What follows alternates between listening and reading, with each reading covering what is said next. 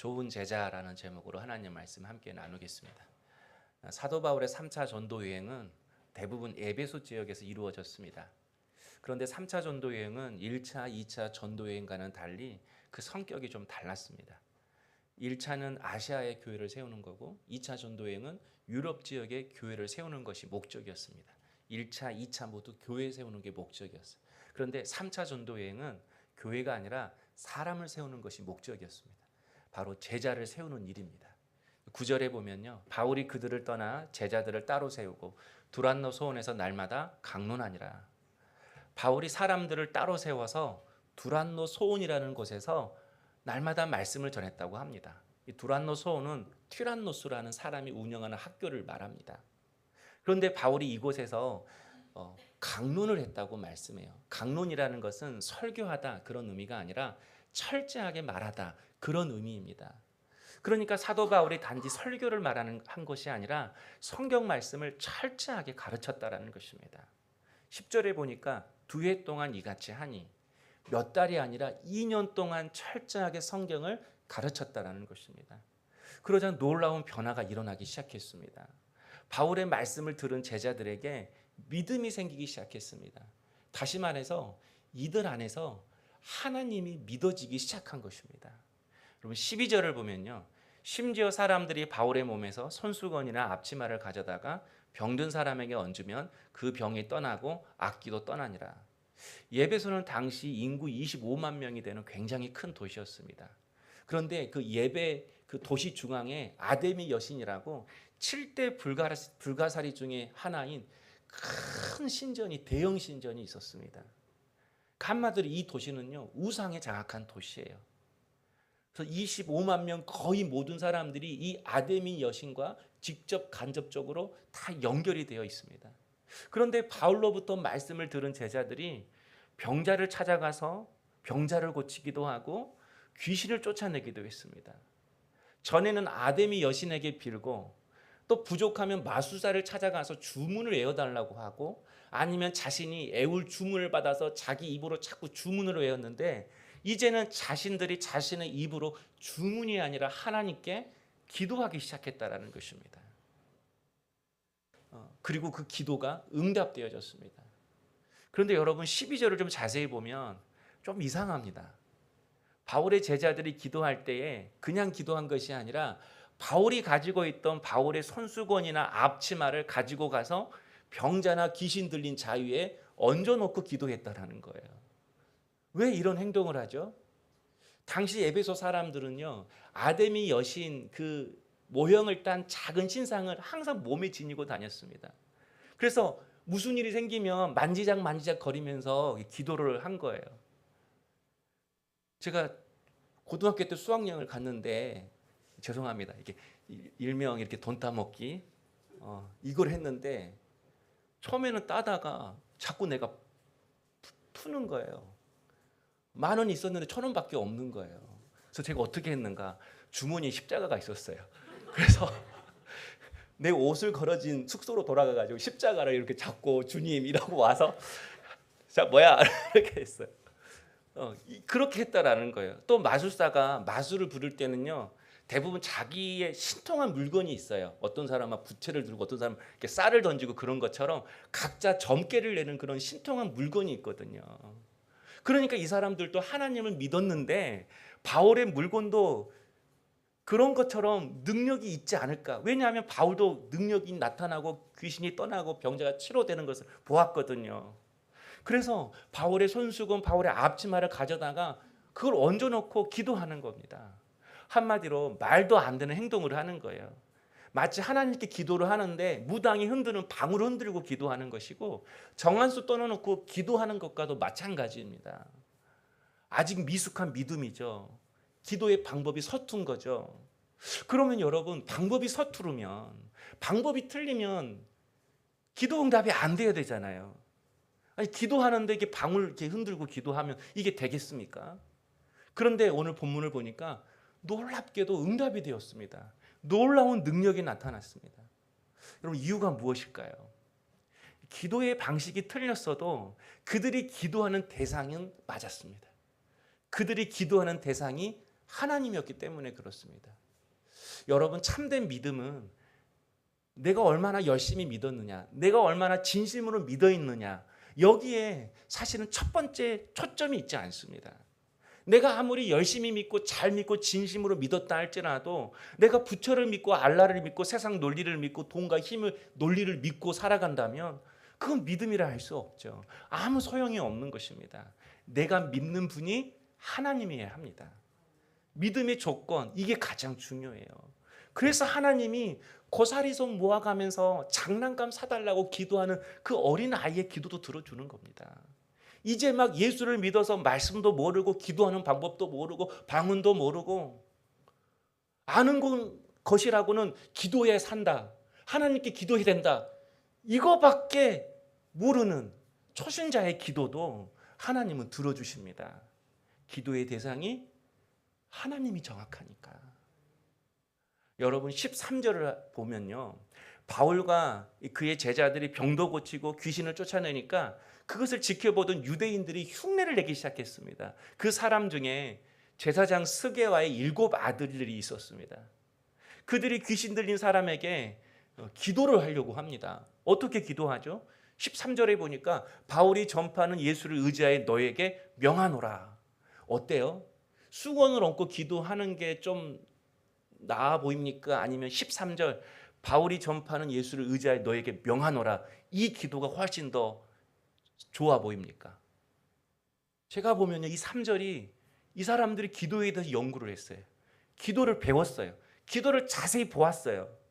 수건을 얹어놓고 기도하는 것보다 여러분 훨씬 세련됐잖아요. 예수를 의지하여 명하노라, 훨씬 수준이 있어 보입니다. 그런데 악기가 뭐라고 말하죠? 15절에 내가 예수도 알고 바울도 알거냐, 너희는 누구냐?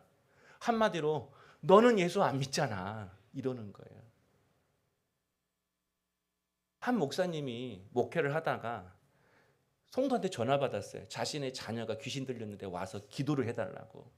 그런데 이 분이 목회한 지 얼마 안 돼서 담임한 지, 젊은 목사예요. 그래서 안 되겠길래 기도 좀 한다는 권사님들을 데리고 그 집에 갔습니다. 함께 열심히 기도하고 뺑 둘러서 이제 그렇게 기도하는데 변화가 없으니까 이제는 한 사람 한 사람씩 돌아가면서 기도를 하는 거예요. 첫 번째 권사님, 두 번째 권사님, 세 번째 권사님이 기도할 때 그렇게 누워만 있던 그 귀신 들린 자녀가 벌떡 일어나는 거예요. 그래서 한마디 했다라는 겁니다. 너는 안 믿잖아. 너는 안 믿잖아. 여러분, 귀신이 귀신같이 합니다. 우리가 무엇을 믿고 있는지, 무엇을 의지하며 살고 있는지, 무엇을 좋아하고 무엇을 싫어하고 무엇 때문에 마음을 뺏기고 무엇 때문에 그렇게 불나방처럼 뛰어들어가며 살아가는지 귀신이 귀신같이 알아맞힙니다.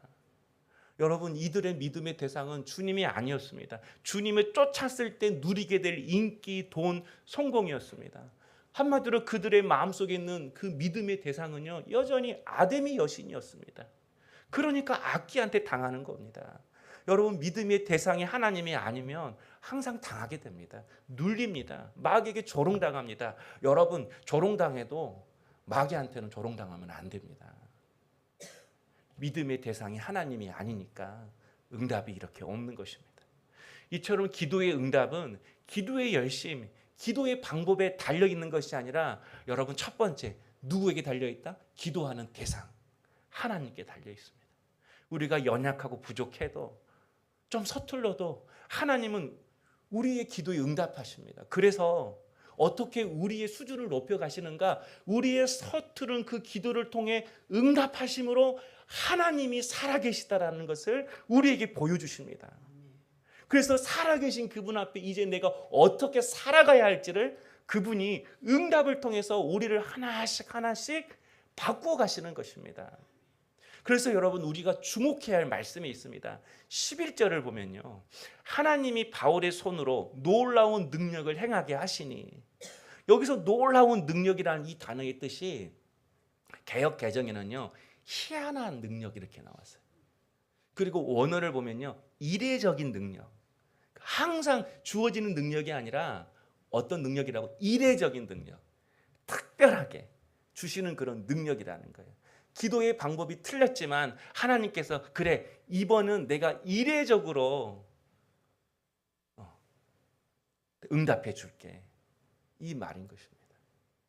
근데 여러분, 이 말 속에는 이런 뜻이 속해져 있는 것입니다. 너희들이 아직 부족해서 내가 이렇게 이례적으로 능력을 베푸는 것이지 항상 이렇게 응답하지는 않겠다. 이례적이라는 단어 속에 이런 게 있는 것입니다. 사실 제 방이 에어컨이 고장났습니다. 찜통입니다. 근데 본문을 보다가 이례적인 능력을 베풀었다, 이게 문장이 확 들어오는 거예요. 그래서 어제 도저히 안 되겠길래 그 에어컨 전원을 빼고 제가 에어컨을 붙잡고 기도를 했습니다. 하나님, 이례적인 능력을 베풀어 주십시오.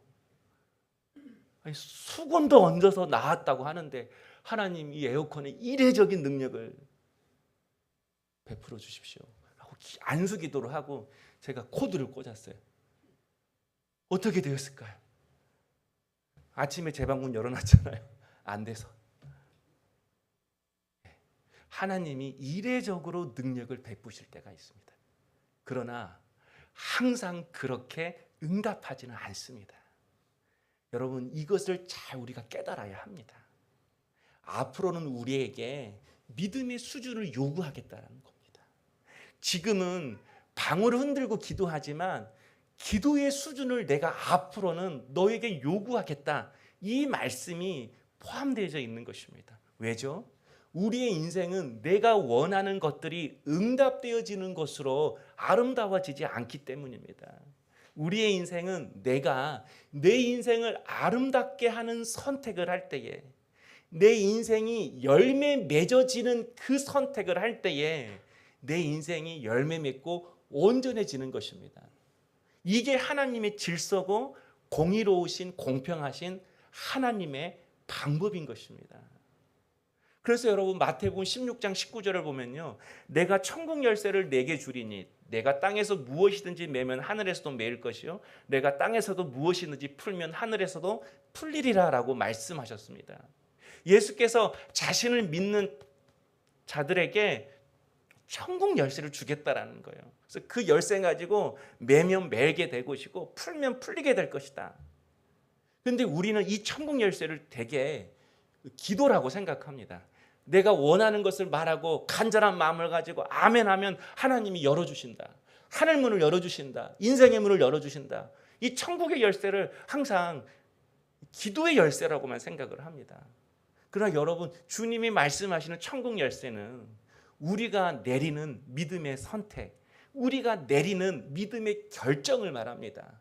그러니까 기도를 했으면 믿음의 선택을 하라는 것입니다.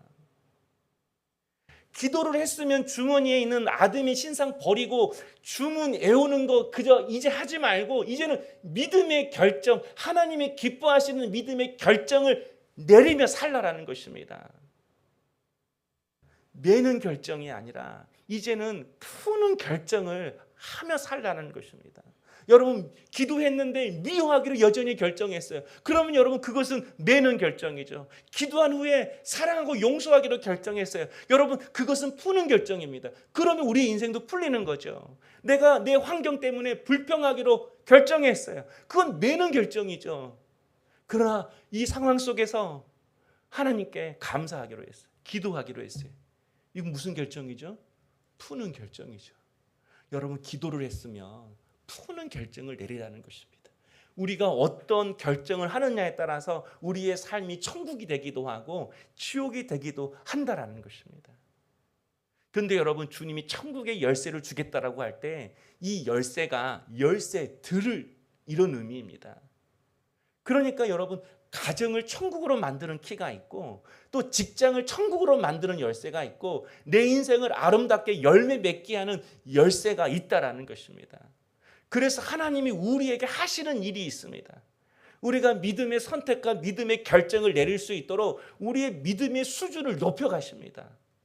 우리를 이 자리에서 머물게 하지 않는다라는 거예요. 믿음의 결정을 내릴 수 있도록 우리의 믿음을 하나님께서 우리의 인생의 모든 사건과 만남과 일들을 통해서 믿음을 자라나게 하십니다. 그래서 여러분, 믿음 생활이 무엇인지, 신앙 생활이 무엇인지 모르면 우리의 신앙 생활의 목적이 항상 돈을 주십시오, 지혜를 주십시오, 능력을 주십시오, 시간을 주십시오, 건강을 주십시오 라고만 하며 살아가게 되는 것입니다. 우리의 믿음의 수준을 높여서 믿음의 선택을 하려고 하지는 않고 하나님을 그저 감동시켜서 그 하나님의 마음을 바꾸고 그래서 내가 원하는 것을 얻으려고만 할 것입니다. 가장 대표적인 방법이 치성이죠. 열심이죠. 물론 하나님을 감동시키는 것은 좋습니다. 그러나 더 중요한 것은 하나님을 어떻게 감동시킬까 하는 것입니다. 그러려면 하나님은 무엇을 기뻐하시는가?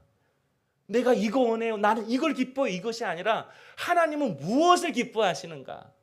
하나님은 어떻게 일하시는가?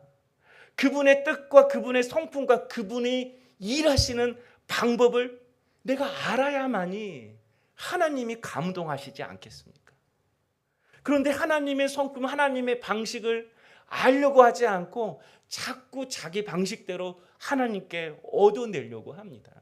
그래서 믿음의 수준은 그대로인데 자꾸 하나님 앞에 요구하지만 얻어진 것은 없으니까 자꾸 힘이 드는 것이죠.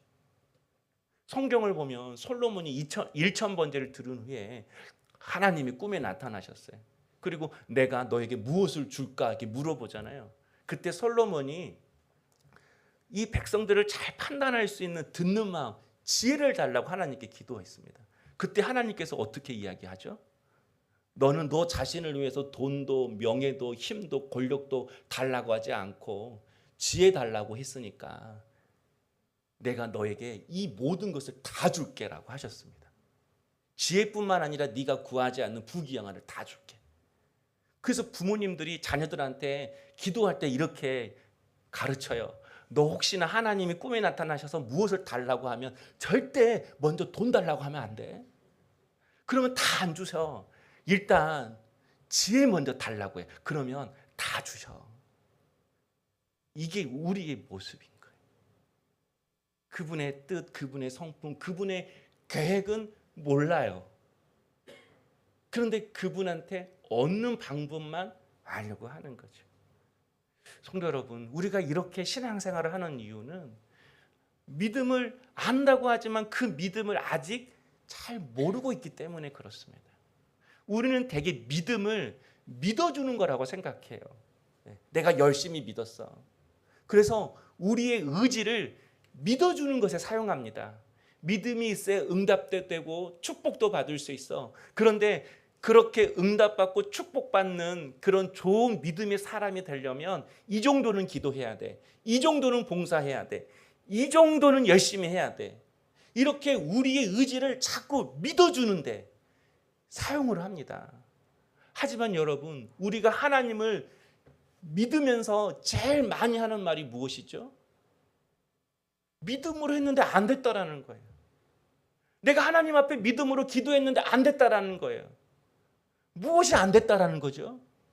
성경처럼 홍해가 열리고 하늘에서 만나가 떨어지고 가나안 땅을 수고도 안 했는데 분배해 주었던 그 이스라엘 백성들처럼 그렇게 안 해줬다라는 거예요. 여러분, 우리 안에는 믿었더니 이렇게 되었다라고 하는 그런 공식들이 있습니다. 근데 여러분, 그런 공식들 누가 세운 거죠? 우리가 세운 겁니다. 우리 안에 믿었더니 이렇게 되었더라. 이것을 우리는 다 원합니다. 믿음만큼 보상을 원하는 거죠. 믿음만큼 하나님 앞에 인센티브를 원하는 거죠. 투자 대비 수익. 이런 논리로 하나님 앞에 가는 것입니다. 그래서 신앙생활이 항상 섭섭합니다. 항상 힘겹습니다. 항상 불평합니다. 항상 원망합니다. 항상 다른 사람과 비교하게 되고 판단하게 됩니다. 믿음을 믿어주는 것이라고 생각하기 때문에 그렇습니다. 그러나 여러분, 믿음은 믿어주는 것이 아니라 믿어지는 겁니다. 그래서 믿음인 거예요. 믿어지니까 믿음인 거예요. 여러분, 우리가 누군가를 믿는다고 할 때 그 사람을 언제 믿게 되는 거죠? 상대방이 믿을 만한 사람이라는 것을 아는 순간 믿어지는 거잖아요. 상대방을 알았는데 무슨 일이든지 내가 다 해야 했어요. 나는 꼼꼼하고 나는 완전하고 나는 잘하니까 무슨 일이든지 다 내가 해야 돼요. 그런데 나를 도와준다고 하는 그 사람이 나보다 능력이 있어요. 나보다 똑똑해요. 나보다 지혜로워요. 그런데 그 간격이 무한해요. 그러면 어떻게 되죠? 그 사람을 믿게 되는 거죠. 내 능력, 내 완벽함을 내려놓고 나보다 더 크신 분, 나보다 더 위대하시는 분을 믿어야지가 아니라 그냥 믿어지는 것입니다. 그분의 크신 거 위대함을 아는 순간 그냥 믿어지는 거예요. 상대방을 믿을 수 있는 분으로 아는 순간 여러분 믿어지는 자의 태도가 나오는 거죠. 그분이 옳다고 하는 것을 선택하게 되는 거죠. 그분이 나보다 지혜로우니까. 그분이 가치 있다고, 그분이 맞다고, 이 길이라고, 이렇게 살아야 한다고 라고 말하는 그 인생의 방향을 향해서 순종하게 되는 거죠. 나도 그분처럼 같은 방향을 보게 되는 것이죠. 그분의 크기만큼 우리의 인생도 크게 사는 거죠. 하나님을 보는 것만큼 우리가 여러분 이 세상을 살아가는 것입니다. 그러므로 여러분 우리의 의지를 어디에다 써야 되는가? 믿어주는 데 쓰는 것이 아니라 믿음의 대상을 알아가는 데 우리의 의지를 써야 되는 것입니다. 믿음의 대상이신 하나님을 알아갈 때에 하나님이 믿어지는 것입니다. 그래서 사도 바울이 2년 동안 쉬지 않고 하나님의 말씀을 철저하게 가르친 것입니다. 에베소 성도들의 믿음의 수준이 수건 얹고 기도하는 수준이었습니다. 그래도 계속해서 말씀을 가르쳤습니다. 그러자 이 에베소 사람들이 자신이 행한 일들을 자복하기 시작했습니다. 19절에 보면요, 하나님의 말씀을 들은 에베소 사람들이 그 중에는 마술사들도 자신의 삶을 회개하면서 자신의 생계수단인 마술책을 버렸습니다. 마술책이 자기 돈벌이잖아요. 그런데 그걸 모든 사람들이 보는 그 공개석상에서 불로 태웠습니다. 하나님의 말씀이 들어가니까 하나님이 어떤 분인지 그들 안에 깨달음이 왔습니다. 그리고 하나님이 알아지니까 그분이 믿어지는 것입니다. 하나님이 믿어지니까 그들 안에 뭐가 생기냐면 소동이 일어났습니다. 23절에 보면 오늘 23절까지인데 그때쯤 되어 이 도로 말미암아 적지 않은 소동이 있었으니 여러분 여기 혹시 볼펜 있으면 소동에다가 동그라미 한번 쳐주세요. 소동. 이 소동이 헬라어로 타라코스입니다. 이 말은 통 속에 든 물을 막대기로 휘젓다입니다. 여러분 통 속에 있는 물을 휘저으면 어떻게 되죠? 밑에 있는 찌꺼기까지 다 섞어집니다. 통 속에 있는 물을 막대기로 휘저으면 혼란스러워진 상태가 됩니다. 바로 이렇게 혼란스러운 갈등의 상태를 타라코스라고 이야기를 합니다. 빛과 어둠이 충돌한 상태를 타라코스라고 이야기를 합니다. 진리와 거짓이 충돌하는 상태를 타라코스라고 이야기를 합니다. 하나님의 말씀이 그들 안에 들어오는 순간, 그래서 그 하나님을 알아가고 그 하나님이 믿어지는 그 순간 그들의 마음속에 여러분 소동이 일어났습니다. 신앙의 갈등이 생겼습니다. 우리의 인생, 우리의 믿음을 언제 자라는가? 하나님의 말씀이 들어오고 그분이 알아져서 내 안에 갈등이 일어날 때, 내 안에 내 삶에 신앙의 혼란스러움이 일어날 때, 그때 우리의 신앙이 자라나는 순간인 것입니다. 여러분 사도 바울이 2년 동안 말씀을 가르친 결과 이 에베소 가운데 소동이 일어났습니다. 똑같은 소동이 일어나도요, 한 부류는 바울이 전한 복음 때문에 우상 장사 못하게 되었다고 소동을 일으켰습니다. 그러나 하나님의 말씀을 들은 사람은 내적인 소동이 일어났어요. 마음의 소동이 일어났습니다. 그들 안에 타라코스가 일어난 것입니다. 신앙의 갈등이 일어난 것입니다. 주님의 말씀을 택해야 되는지, 이제 내가 마술책을 택해야 되는지, 주님을 따르는 삶을 선택해야 되는지, 성공을 위해서 여전히 아데미 여신을 따르는 삶을 선택해야 되는지, 한 번도 경험하지 못한 신앙의 갈등을 그들이 경험하기 시작한 것입니다. 그리고 그 갈등 속에서 하나님의 말씀을 선택한 것입니다. 여러분, 신앙의 갈등 속에서 내 안에 인생의 혼란스러움이 찾아왔을 때 하나님의 말씀을 선택하는 것, 이게 바로 하나님이 우리에게 주시고자 하는 능력인 것입니다. 네, 하나님은 때론 귀신도 쫓아내시고 우리의 병도 고치시고 우리의 삶의 문제도 해결해 주십니다. 그러나 그런 것은 이례적인 능력인 것입니다. 항상 그렇게 병 고쳐주시지 않잖아요. 항상 그렇게 내 삶의 문제를 시원하게 해결시켜 주시지 않잖아요. 그것은 이례적으로 그때그때 하나님의 주권에 따라 우리에게 주시는 것입니다.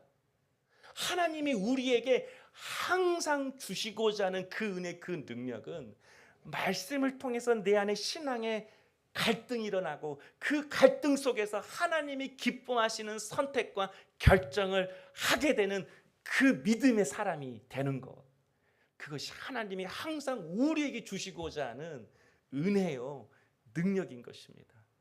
그러므로 사랑하는 성도 여러분, 여러분의 신앙 안에, 여러분의 믿음 생활 가운데 항상 갈등이 있어야 합니다.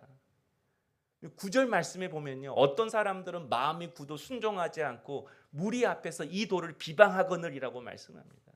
바울이 처음 에베소에 도착했을 때 유대인의 해당에서 석 달 동안 복음을 전했습니다. 그런데 석 달 내내 마음을 굳게 해서 말씀을 안 듣는 유대인들이 있었습니다. 여러분, 그들의 결과가 무엇입니까? 복음을 비방했습니다. 그리고 그 복음을 전하지 못하도록 회방했습니다. 말씀을 듣지 않는 자의 태도는 이런 방향으로 흘러갈 수밖에 없습니다. 굳은 마음, 불순종, 마지막에는 회방.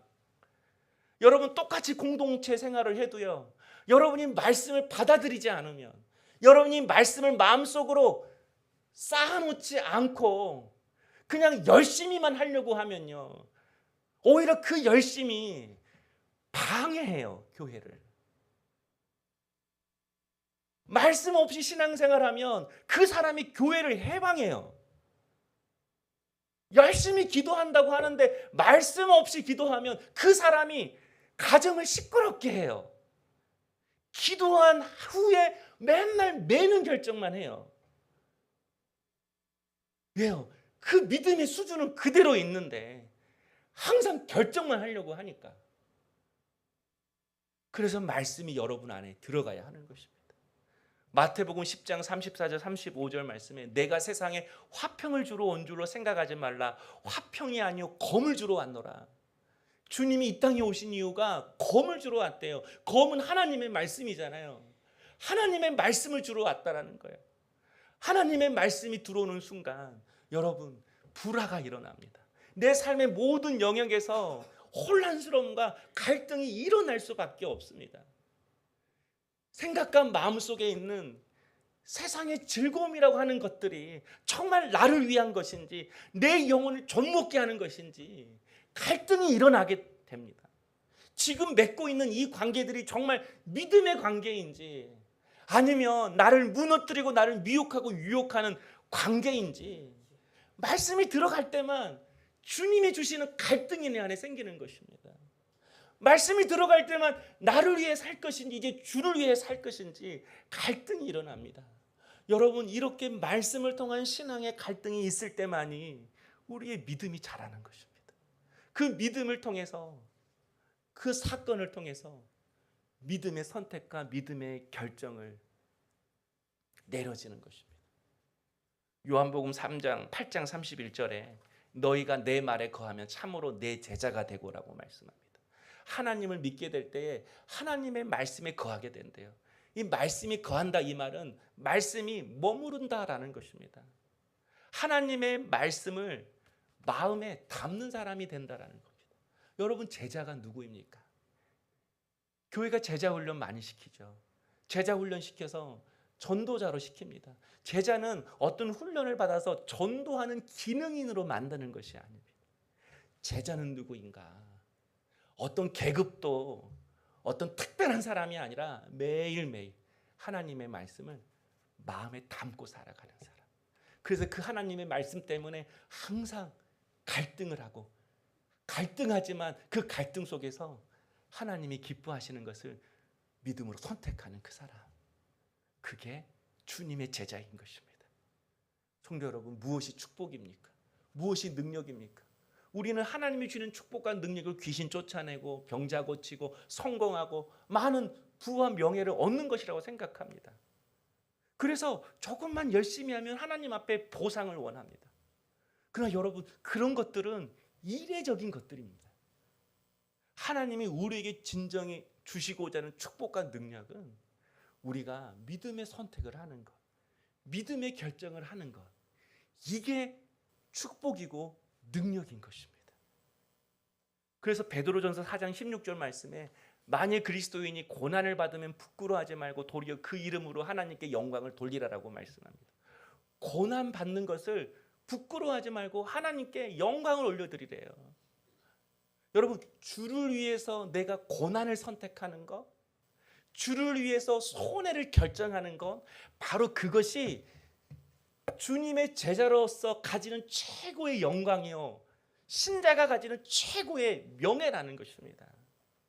능력과 부가 신자가 가지는 최고의 명예와 영광이 아니라 주님의 제자로서 주님이 기뻐하시는 그 결정과 그 선택을 하는 것, 그 자체가 하나님이 우리에게 주시는 보상이요, 하나님이 우리에게 주시는 축복이요, 그것이 우리에게 주시고자 하는 능력이라는 것입니다. 그래서 바울이 노마도 보아야 하리라라고 이 에베소에서 고백합니다. 이제 내가 작은 곳에서 일했으니까 큰 데 가서 일할 거야, 큰 교회에서 일할 거야, 더 큰 일을 할 거야, 그런 의미가 아니죠. 노마는 말씀과는 완전히 다른 세상의 논리, 승자의 원리가 지배하는 세상입니다. 그래서 노마로 간다라는 것은 내가 그 고난 앞에 맞서겠다라는 겁니다. 내가 더 큰 십자가를 지고 싶다라는 것입니다. 사도 바울이 이런 결정을 내릴 때 나이가 50세였습니다. 지금 나이로 말하면 60세, 70세입니다. 많은 설교자들이 사도 바울이 노마도 보아라라고 이렇게 꿈을 꾸었던 것처럼 많은 청년들에게 너희도 꿈꿔야 돼, 청년 때 노마를 보는 꿈을 꿔야 돼, 이렇게 이야기를 합니다. 그러나 여러분, 사도 바울이 내가 노마도 보아야 하리라 라고 하는 이 꿈을 꾸고 로마로 가기로 결정하는 그 믿음의 선택을 내릴 때까지는 20년이라는 세월이 필요했습니다. 20년이라는 그 세월 동안 수많은 갈등과 수많은 고난과 수많은 알 수 없는 그런 상황 속에서 믿음의 선택을 하고 믿음의 결정을 하고 때로는 시행착오도 했지만 다시 주님이 기뻐하시는 그 선택을 하며 살아온 그 20년이라는 세월이 있었기 때문에 그가 마지막 남은 여정에도 노마도 보아야 하리라, 이 선택과 결정을 내린 것입니다. 바울이 하나님께 받은 최고의 영광, 최고의 축복이 무엇일까? 성경을 3분의 2를 써서 신약 성경, 그렇지 않습니다. 이 마지막 순간에도 노마도 보고 싶습니다. 마지막 끝날까지 내가 주를 위해 십자가 지고 싶습니다 라고 하는 이런 믿음의 선택을 하는 사람, 이런 믿음의 결정을 내리는 그 사람, 그 사람으로 세워진 것, 그것이 바울에게 주신 하나님의 최고의 축복이요 보상인 것입니다. 저는 여러분이 하나님으로부터 이런 축복과 이런 보상을 받는 은혜가 있기를 소망합니다. 주를 위해 고난을 선택하고, 주를 위해 꿈을 선택하고, 주를 위해 살리는 것을 선택하고, 주를 위해 내는 결정이 아니라 푸는 결정을 선택할 수 있는 그런 믿음을 지닌 사람, 그것이 신자로서의 최고의 영광이고 가치인 줄로 믿습니다. 하나님이 이 땅을 만드실 때 타라코스가 먼저 일어났습니다. 땅이 혼돈하고 공허하고 흑암이 가득했습니다. 온 세상이 갈등 천지였습니다. 그런데 그곳에 성령이 오셨습니다. 그리고 말씀이 임했습니다. 말씀이 임하는 순간 우리 안에 있는 갈등이 다 사라졌습니다. 어둠이 사라졌습니다. 그리고 빛이 생겼습니다. 그리고 질서가 생겼습니다. 그리고 이 땅이 채워졌습니다. 오늘 여러분 삶 가운데 이 마음속에 있는 여러분의 갈등은 무엇입니까? 혼란스러운 무엇입니까? 세상 것으로 여러분의 인생을 휘젓지 말고 여러분 말씀으로 여러분의 삶을 휘저으십시오. 그럴 때만이 여러분 삶 가운데 빛이 임하고 질서가 생기고 주의 은혜로 충만해질 줄로 믿습니다.